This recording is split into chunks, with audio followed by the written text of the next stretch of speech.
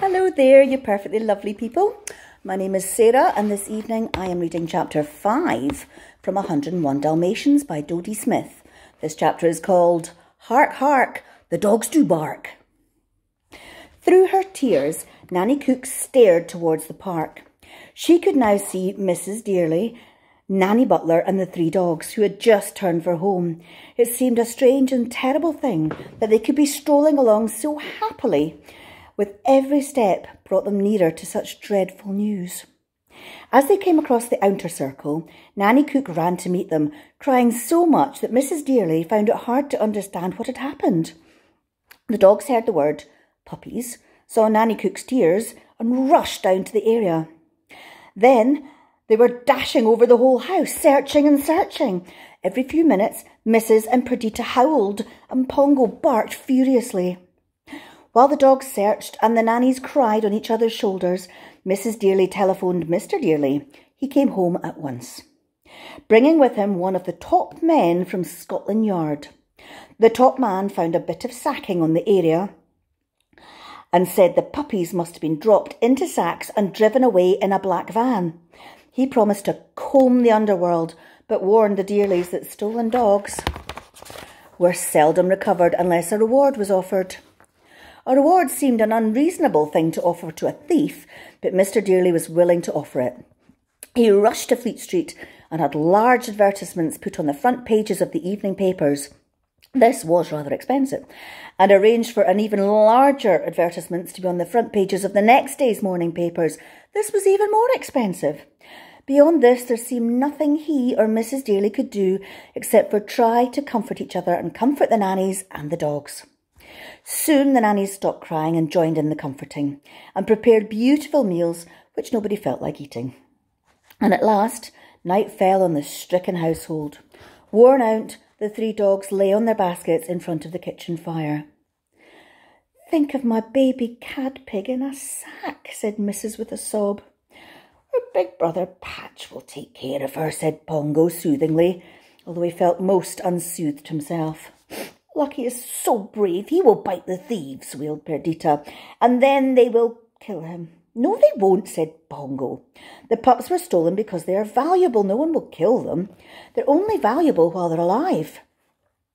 And even as he said it, a terrible suspicion was forming in his mind, and it grew and grew as the night wore on.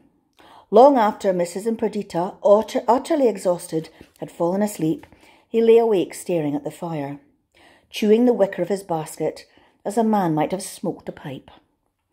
Anyone who did not know Pongo well would have thought him handsome, amusing and charming, but not particularly clever.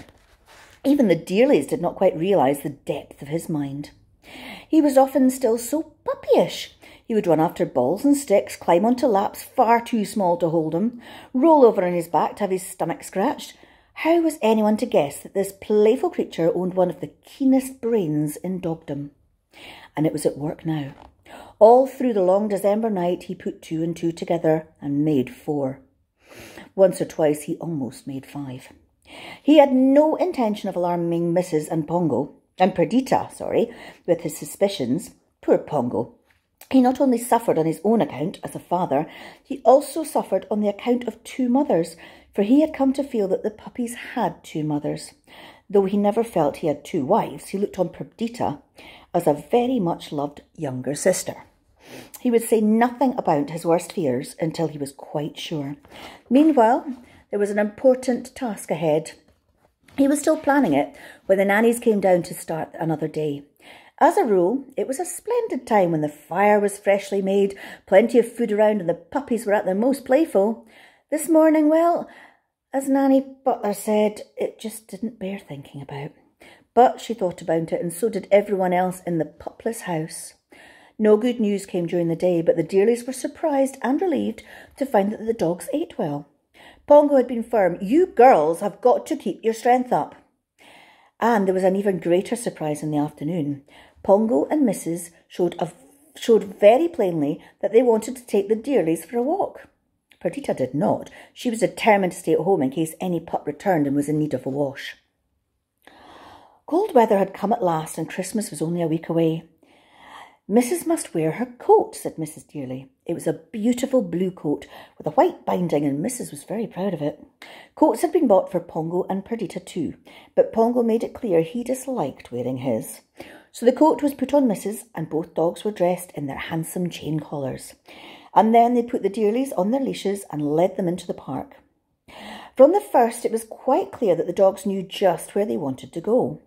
Very firmly, they led the way right across the park, across the road, and to the open space which is called Primrose Hill. It did not surprise the Dearlys, as it had always been a favourite walk. What did surprise them was the way that Pongo and Mrs. behaved when they got to the top of the hill. They stood side by side and they barked. They barked to the north, they barked to the south, they barked to the east and the west, and each time they changed their positions, they began barking with 3 very short, sharp, strange barks. "Anyone would think they were signalling," said Mr. Dearly. He didn't really mean it, and they were signalling. Many people must have noticed how dogs like to bark in the early evenings. Indeed, twilight has sometimes been called dogs' barking time. Busy town dogs bark less than country dogs, but all dogs know about the twilight barking. This is their way of keeping in touch with distant friends, passing on important news, enjoying a good gossip, but none of the dogs who answered Pongo and Mrs. expected to enjoy a gossip, for the 3 sharp, short barks meant, "Help! Help! Help!" No dog sends that signal unless he is in need of desperate help, and no dog who ever hears it fails to respond. Within a few minutes, the news of the stolen puppies were travelling across England, and every dog who heard it at once turned detective. Dogs living in London's underworld, hard-bitten characters, also hard-biting, set out to explore sinister alleys where dog thieves lurk. Dogs in pet shops hastened to make quite sure all the puppies offered for sale were not Dalmatians in disguise. And dogs who could do nothing else swiftly handed on the news, spreading it through London and on through the suburbs and on to the open country. "Help! Help! Help! 15 Dalmatian puppies stolen. Send news to Pongo and Mrs. Pongo of Regent's Park, London. End of message."